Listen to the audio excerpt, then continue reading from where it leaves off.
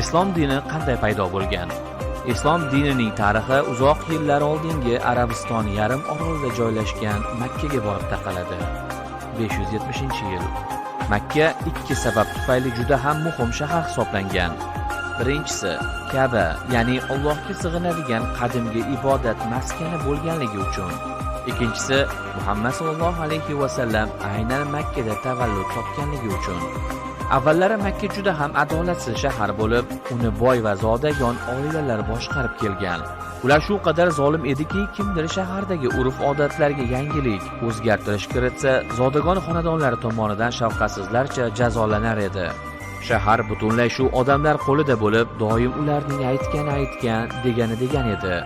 U vaqtlarda juda ham ko'plab mayda mahalliy dinlar bo'lib, ularning hech biri makkaliklarga naf keltirmas edi.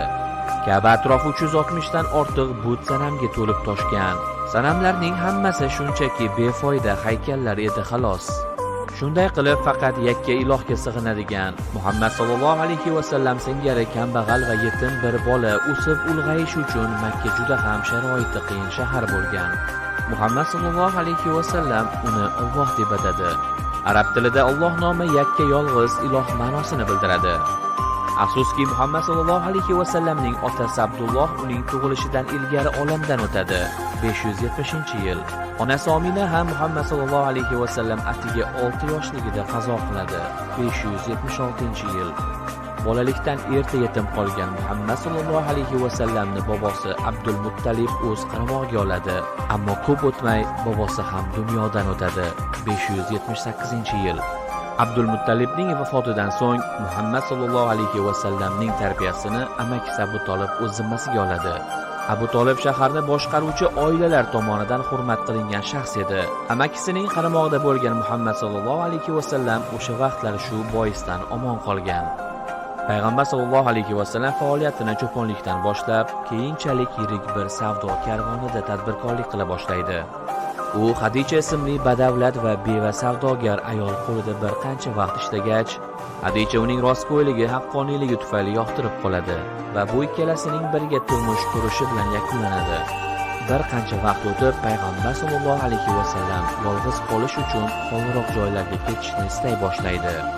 Har yili makkaliklar Ramazon oyida Ka'ba atrofida but sanamlar uchun qurbonliklar so'yishar, ba'zan uyushtirishar edi. Ammo Muhammad sallallohu alayhi va sallam bu hodisani juda ham yomon ko'rar edi. Shu sababli u shaharni tashlab tog'dagi bir g'orda kun ko'ra boshlaydi. Bir kuni Muhammad sallallohu alayhi va sallam ibodat qilayotgan mahal u qarshisida farishta Jabroilni ko'radi. "O'qi", deydi farishta. Ammo Muhammad sallallohu alayhi va sallam o'qimaydi. U nima bo'layotganini tushunmay qoladi. Takroran Jabroil Muhammad sallallohu alayhi va sallamga "O'qi" deya xitob qiladi. 3-chi bor "O'qi" deya uning yelkasidan tutadi. So'ngra u vahiyni yoddan ovoz chiqarib ayta boshlaydi. "O'qi, seni yaratgan Robbing nomi bilan. U insonni bir tomchi qondan yaratdi. O'qi, eng mehribon zot uchun. U insonga qalam bilan yozishni o'rgatdi, bilmaganini bildirdi." Bu so'zlar Allohdan vahiy bo'lib kelgan edi. Muhammad sallallohu alayhi va sallam xuddi Yahud va Nasorolarning muqaddas kitoblarida payg'ambarlar Xudo bilan so'zlashgani kabi u ham Alloh bilan vahiy orqali so'zlashar. Bu esa Muhammad sallallohu alayhi va sallamning payg'ambar ekanligidan dalolat berar edi. Vahiy kelishi payg'ambarning qolgan umri mobaynida davom etdi.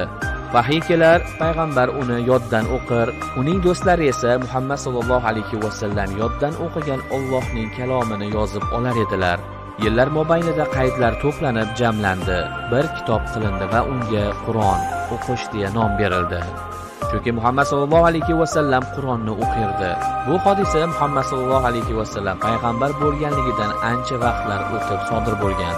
Payg'ambarning oilasi, do'stlari Allohning yagonaligiga iymon keltirib, ortidan ergashishdi.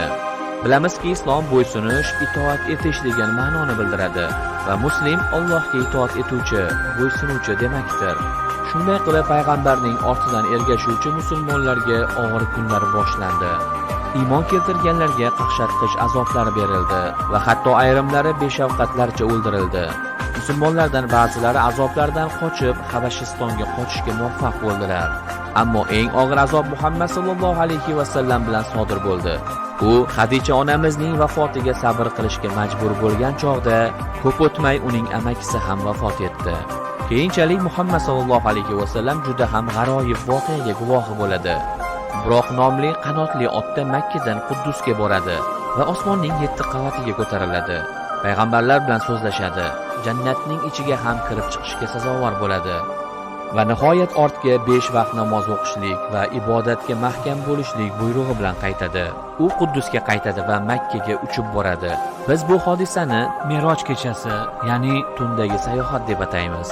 Nima bo'lmasin, bu tun Muhammad payg'ambarga juda ham zarur kuch berdi. Chunki oldinda uni juda ham og'ir kunlar kutayotgan edi. Shunday qilib, Arabistonda yana bir Yasrib nomli shahar bor bo'lib, payg'ambar va unga ergashganlar ushbu shahar haqida eshitgan edilar. Yasribliklar Muhammad sallallohu alayhi va sallamning dini haqida eshitadilar va iymon keltiradilar. Musulmonlar Makkadan Yasribga og'ir va mashaqqatli yo'l, jazirama sahroni kesib ko'chib o'tadilar. Bu ko'chib o'tish hijrat deb nom olgan. Payg'ambar va uning bir necha do'stlari toki hamma iymon keltirganlar Yasribga ko'chib o'tmas ekan, Makkada qoladilar va keyinroq o'zlarini qutqarish haqida qayg'uradilar.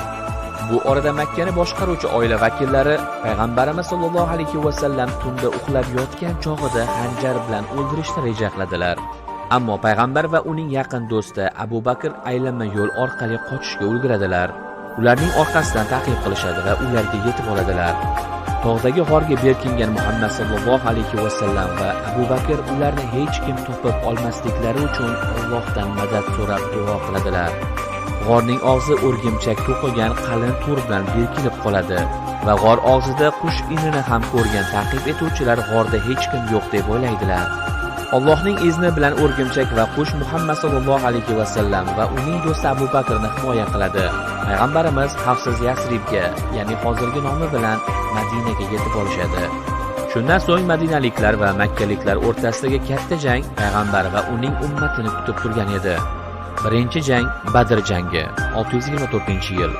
Atiga 313 ta Ansor va muhojirlardan iborat qo'shin va makkaliklarning 1000 kishilik qo'shiniga g'oyibona tarzda bas keladi va bu jang musulmonlarning g'alabasi bilan yakunlanadi. Ikkinchi jang Uhud jangi 625-yil. Jang chog'ida ba'zi musulmonlar payg'ambarning buyruqlariga bo'ysunmasligi tufayli makkaliklar g'alaba qozonadi. Uchinchi jang Handoq jangi. Madina 3 tomondan baland tog'lar bilan o'ralgan bo'lib, madinaliklar tog' bo'lmagan qismiga chuqur xandoq qaziydilar va makkaliklar bu yerdan o'tolmaydilar. Ob-havo juda ham yomonlashib, kuchli uvillagan shamol bo'ladi va sharvas yomg'ir quyilganligi tufayli makkaliklar ortga chekinishga majbur bo'ladilar. Bu Makka qabilasi uchun juda ham uyatli ish edi. Odamlar to'da bo'lib musulmonlarga qo'shilish uchun Madina tomon yo'l olardi. Shunday qilib o'rtada Hudaybiya nomli tinchlik shartnomasi imzolandi. Ammo bu uzoqqa cho'zilmadi. Shartnomaga makkaliklar xiyonat qilib yirtib tashlaydi. Muhammad sallallohu alayhi va sallam 10,000 kishilik qo'shin bilan Makkaga yo'l oladi. Makkani boshqaruvchilari katta xato qilganliklarini tan oladilar. Hammalari darhol taslim bo'ladilar va o'ldirishlarini kutadilar. Ammo payg'ambar sallallohu alayhi va sallam endi hech qachon urush bo'lmaydi deydi. U Makkaga kirib boradi va Ka'ba atrofida 7 marotaba aylanib, uning yonidagi barcha shirk keltiruvchi but sanamlarni sindirib tashlaydi. Musulmonlar ko'rinmas, mavjud, yagona zotga iymon keltiradilar.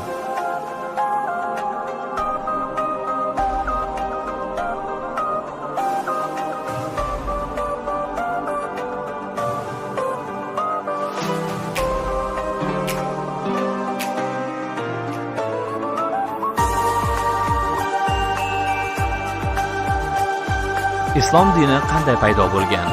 Islom dinining tarixi uzoq yillar oldingi Arabiston yarim orolida joylashgan Makkaga borib taqaladi.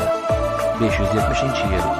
Makka ikki sabab tufayli juda ham muhim shahar hisoblangan. Birinchisi, Ka'ba, ya'ni Allohga sig'inadigan qadimgi ibodat maskani bo'lganligi uchun. Ikkinchisi, Muhammad sallallohu alayhi va sallam aynan Makkada tavallud topganligi uchun. Avvallari Makka juda ham adolatsiz shahar bo'lib, uni boy va zodagon oilalar boshqarib kelgan. Ular shu qadar